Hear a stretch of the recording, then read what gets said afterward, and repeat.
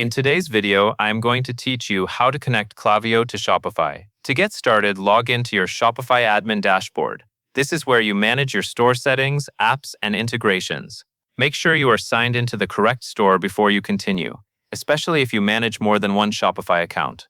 Starting from the right dashboard will help you avoid connecting Klaviyo to the wrong store. Once you are inside Shopify admin, look toward the bottom area of the left-hand side menu and click Settings. This is where Shopify keeps your store-level options and integration tools. After opening Settings, go to Apps. In this section, you will be able to manage installed apps and add new ones to extend your store's functionality. From there, click to open the Shopify App Store. This will take you to the marketplace where you can search for official apps that connect directly with your Shopify store. In the search bar, type Klaviyo. When the results appear, choose the official app called Klaviyo Marketing Automation. It is important to select the official version so that you are installing the correct app and getting the proper integration features. Next, click Install.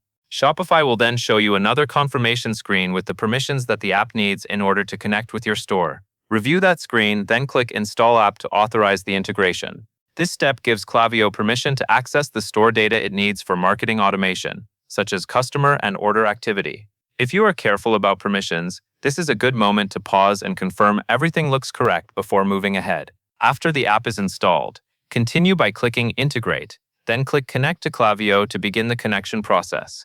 This final part links your Shopify store with your Klaviyo account, so the two platforms can work together. Once connected, Klaviyo can start syncing store information and preparing your account for email and marketing automation features. As a general tip, give the integration a little time to process after you connect it. Some store data may not appear instantly, especially if it is your first time setting up the app. If everything was installed and authorized correctly, the connection should complete without any issues. That covers everything you need to know.